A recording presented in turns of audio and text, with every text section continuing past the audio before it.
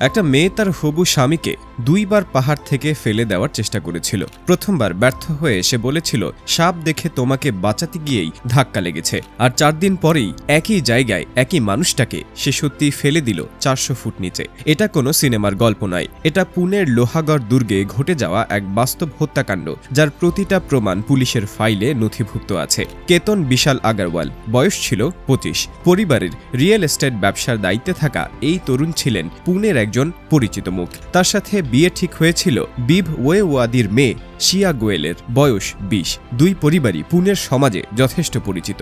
আসল ঘটনা শুরু হয় বিয়ের আগে বালি যাওয়ার একটা ট্রিপ থেকে। কেতন, শিয়া আর তাদের পরিবারের সদস্যরা মুম্বাই এয়ারপোর্টের দিকে যাচ্ছিলেন। সবার পাসপোর্ট ছিল একটাই পাউচে। লোনাভালার একটা ফুড মলে গাড়িতে ফোন আনতে গিয়ে শিয়া একা ফিরে আসেন। এয়ারপোর্টে পৌঁছে দেখা যায় পাউচ থেকে উধাও কেতনের পাসপোর্ট। ট্রিপ বাতিল। কেতনের পরিবার পরে বুঝেছিল এটা কোনো দুর্ঘটনা ছিল না। বালি ট্রিপ ভেস্তে যাওয়ার পর শিয়া জোর করে কেতনকে নিয়ে যান লোহাগড় দুর্গে। 14 জুন ঠিক যে জায়গা থেকে পরে তাকে ফেলে দেওয়া হবে সেই একই স্পটে শিয়া তাকে ধাক্কা দেন, কিন্তু কেতন কোনো মতে কাছের একটা গাছ বা ঝোপ ধরে বেঁচে যান।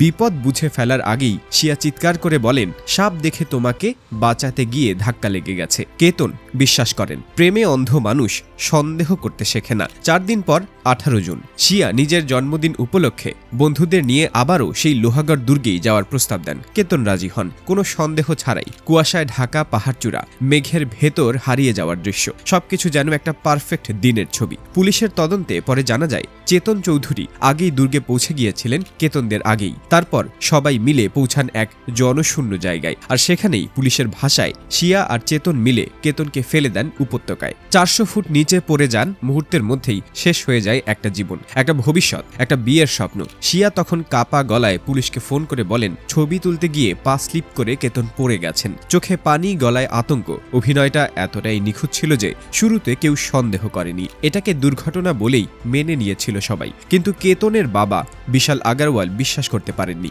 ছেলের মরদেহ যখন পুলিশ নিয়ে আসে, শিয়ার মুখে কোনো শোক দেখতে পাননি তিনি। সেই একটা দৃশ্যই বাবার মনে সন্দেহের বীজ বুনে দেয়। তিনি পুলিশকে বালি ট্রিপ বাতিলের ঘটনা আর 14 জুনের সেই সাপের গল্পের কথা জানান। পুলিশ তখন mobile call record, chat history আর লোকেশন ডেটা মিলিয়ে দেখে। পুরো ছবিটা পরিষ্কার হয়ে যায়। পুনে রুরাল পুলিশের সুপারিনটেন্ডেন্ট সন্দীপ সিং গিল জানান তদন্তে প্রমাণিত হয়েছে শিয়া এই বিয়েতে রাজি ছিলেন না এবং কেতনকে তিনি চেতনের সাথে তার সম্পর্কের পথে একটা বাধা বলে মনে করতেন। তাই দুজনে মিলে পরিকল্পনা করেন কেতনকে সরিয়ে দেওয়ার। শিয়া কেতনকে নিয়ে যান আর চেতনকে ডাকা হয় পরে, সঠিক সময়ে। বর্তমানে শিয়া গোয়েল এবং চেতন চৌধুরী মহারাষ্ট্র পুলিশের হেফাজতে আছেন। 7 দিনের পুলিশ কাস্টডিতে পাঠানো হয়েছে তাদের। তদন্ত এখনো চলছে, আরও তথ্য সামনে আসতে পারে। কিন্তু এই ঘটনা একটা প্রশ্ন রেখে যায় সবার মনে। যাকে আমরা সবচেয়ে বেশি বিশ্বাস করি, যার হাত ধরে পাহাড়ের চূড়ায় উঠি জীবনের সবচেয়ে নিরাপদ ভেবে, সেই মানুষটাই যদি একদিন ঠিক ওই চূড়াতেই হয়ে যায়